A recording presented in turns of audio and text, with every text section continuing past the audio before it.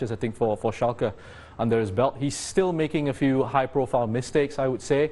I don't think he's actually been that fantastic this season. There's still plenty of development to go through for Nubel. So it's one of those situations where Bayern are obviously looking at it and trying to protect their investment in terms of the future, in terms of that goalkeeping department. I'm sure he could develop into a very good goalkeeper for Bayern in a couple of years' time. I think that's exactly why Manuel Neuer is there. He sticks around till he's about 37 or so. Is that sort of player who can sort of help Nubel develop, give him that time to grow away from the pressure, away from the spotlight. So I think it's good long-term planning. Whether it's actually good for Nubel individually in terms of missing out on games at Bayern Munich, that's a whole different matter. I'm thinking about Bayern and how they're protecting themselves as a club. I think it hurt them, the fact that Neuer had a big... he had an operation. I think he's had 2 operations in the last 3 seasons.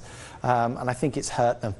I think they missed him. I think they missed how calm he was at the back. Players like Boateng as well have struggled without Neuer there. Let's not forget that other man behind him there, Sven Ulreich, who's still there at the club, and he has a contract until 2021. He says that, you know, if Nubel comes in, we're going to challenge, we're going to see who is second choice behind Neuer. So, you know, I mean, if another club comes in for Ulreich and says, we'll give you a guaranteed starting position, he might move. But as things stand, he's ready to stay at Bayern and fight for his place as second choice. Okay, so that's the news. Manuel Neuer is staying at Bayern Munich until 2023. Let's discuss the match they're about to play, which is going to kick off in a few minutes from now. And they're up against Eintracht Frankfurt, of course. But let's take a look at the top of the table now, because we've just seen Borussia Dortmund defeat Wolfsburg today to earn 3 points, and that's moved them to within 1 point of Bayern Munich. Do you think Bayern feels the pressure of Dortmund just certainly. Every season, I'm sure they do feel the pressure of Borussia Dortmund, but they cope with it better than anybody else. They've been in this position many times, and they deal with it so well. When we have a look at what they've got coming up, we're looking at fixtures that could potentially trip them up. That's not a bad run-in at all. Of course, the Classicas coming up, and that is Signal Iduna Park, and of course, Borussia Mönchengladbach as well. Well, they've got 3 of the top 4 coming up over the next 6 match days. You know, they've got that Classic against Dortmund, away to Leverkusen, and home against Gladbach over the next 6 matches.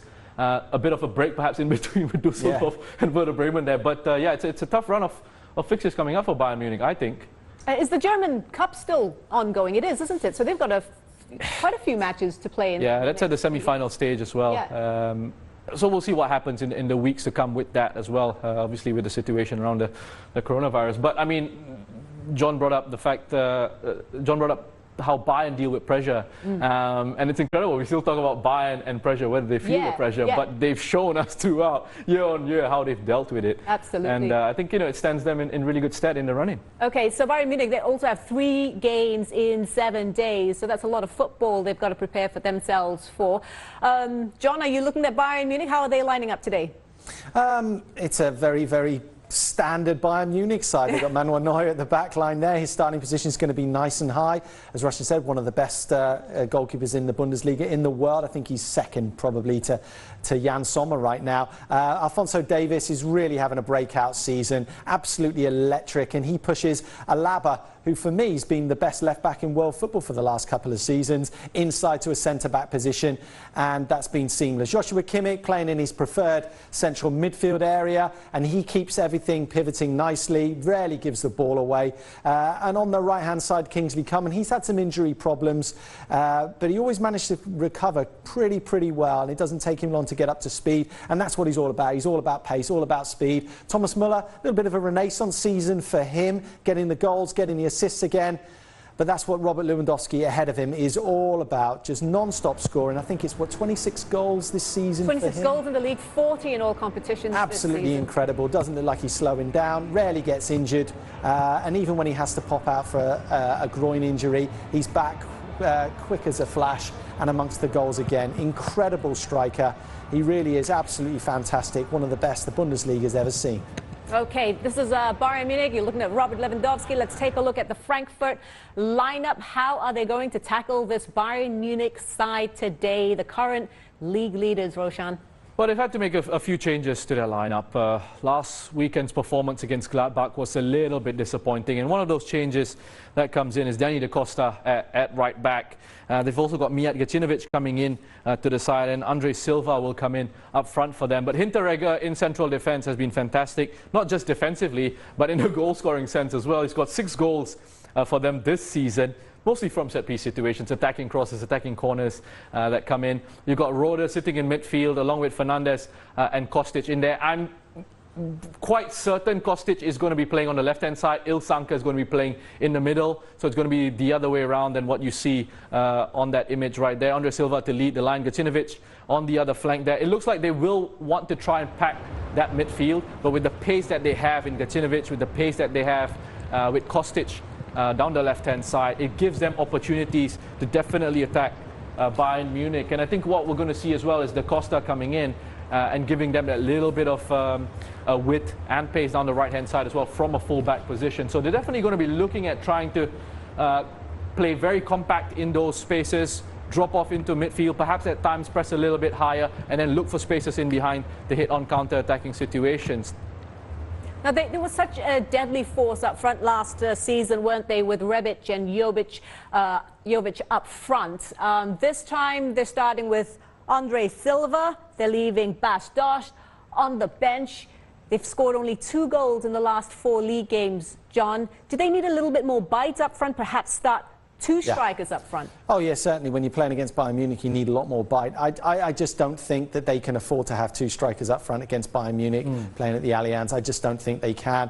I think their best bet is to soak, fill the gaps, frustrate Bayern Munich a little bit, and hope to play percentages and maybe get something that way. Bas Dost, I think, is your best bet to come off the bench and maybe make something happen from a set piece.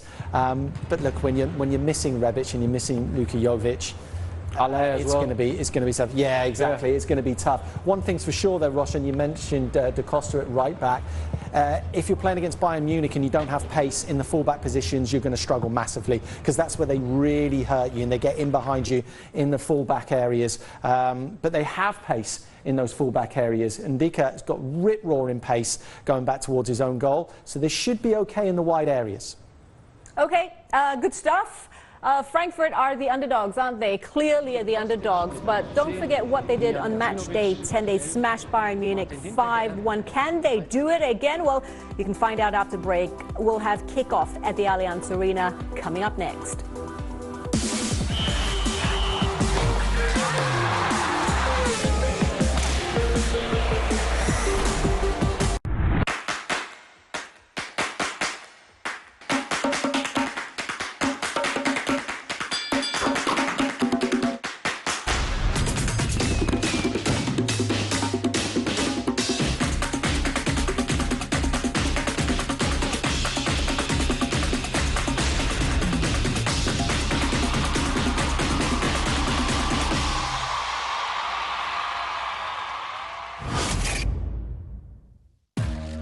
Football may have stopped, but the conversation never ends. I'll look back at what's happened, and I'll look forward to what could happen. I'll give you my thoughts, and I really want to hear from you. It's good to talk. So join me for the John Dyke Show on Fox Sports.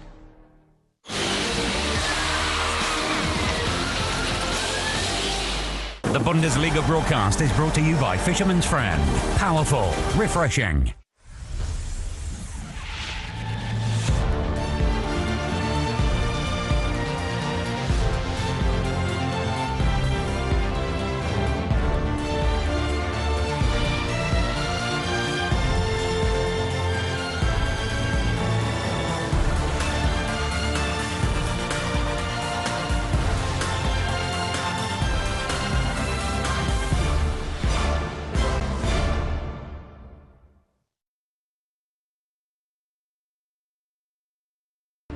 The champions and league leaders Bayern München are on course for yet another Bundesliga title. Can they take another step towards glory against an Eintracht Frankfurt team that beat them 5-1 earlier this season?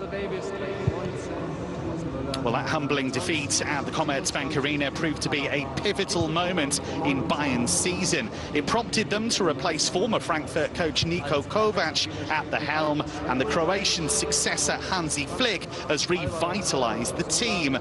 40 points have been collected from an available tally of 48, and Bayern have their swagger back. They've scored a staggering 50 league goals with Flick in charge, and their ruthlessness has returned. As for Frankfurt, that memorable 5-1 win proved to be a false dawn in November. The Eagles have won just 3 league games out of 15 since, and they are closer to the bottom 3 than they are to the top 6. They've lost their last 4 top-flight matches.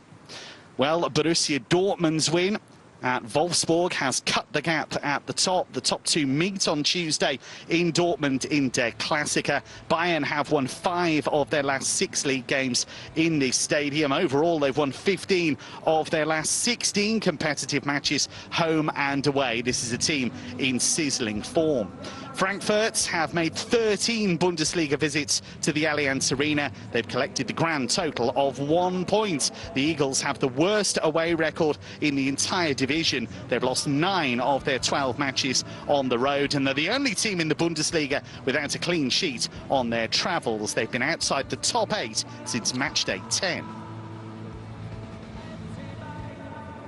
Team sheets are in at the Allianz Arena. And I can tell you that Bayern make 2 changes from the team that won 2-0 at Union Berlin on Sunday. The back 4 is unaltered. Benjamin Pavard excelled and scored in the German capital last time out. The alterations are further forward. Thiago has an adductor muscle injury, so he drops out. Serge Gnabry only fit enough for a subs role, so Kingsley Coman and Ivan Perisic are drafted in. Robert Lewandowski scored the opener on Sunday. He has 40 goals for Bayern in all competitions. The 5th season running he's reached